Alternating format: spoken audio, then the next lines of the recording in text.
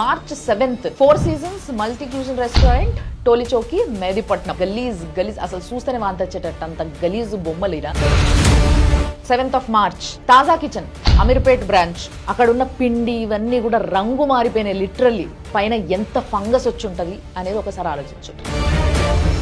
ఇదైతే మరీ దారుణం అబ్బా అసలు. Central kitchen of Narayana educational society situated at Kutluru village, Rangareddy district. పిల్లల్ని నమ్మి తీసుకుపోయి ఆ హాస్టళ్లలో పడేస్తే అలా ఆరోగ్యం ఖరాబ్.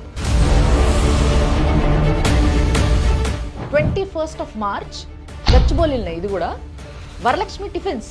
అసలు ఈ కిచెన్ చూస్తే అది ఏంటి, అది పెండనా, అది ఏంటిదో అర్థమైతలేదు తెలుసా అసలు.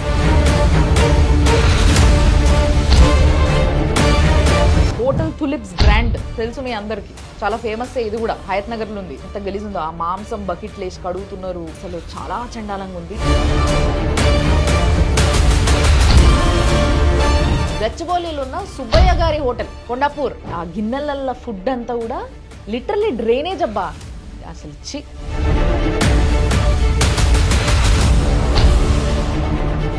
21st of March, Kshatriya foods, Kavuri hills, Madhapur. అసలు ఫ్లోర్ ఉన్నంత చండాలంగా, నాకు తెలిసి ఇది వీళ్ళు బ్రాంచ్ పెట్టినప్పటి నుంచి ఆ ఫ్లోర్ని అసలు కడగలేదనుకుంటా.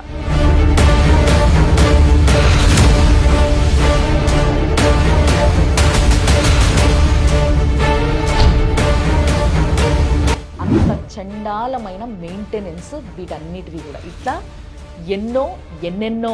అటు అవుట్స్కట్స్ నుంచి జూబ్లీ హిల్స్ వరకు 50కి పైగా రెస్టారెంట్ల బండారాలను బయట పెట్టడం జరిగింది. ఒకప్పుడు పూటకుళ్ళు ఇంట్లో ఇన్ని పైసలు తీసుకొని భోజనం పెట్టినా గానీ అన్నదాత సుఖీభవ అని లేస్టోళ్ళు తిన్నోళ్ళు. ఇప్పటి రెస్టారెంట్ల కిచెన్లు చూస్తే మాత్రం అన్నం పెట్టినోన్నే ఎగిరి తన్నబుద్ధి అవుతుంది. ప్రతి ఇంట్లో అన్నం పెట్టే బాధ్యత అమ్మది. ఆ అమ్మ బాధ్యతను మీరు తీసుకున్నప్పుడు ఇంకెంత బాధ్యతతో ఉండాలి మీరు ఆలోచించండి. This is the fact by Ramya Krishna.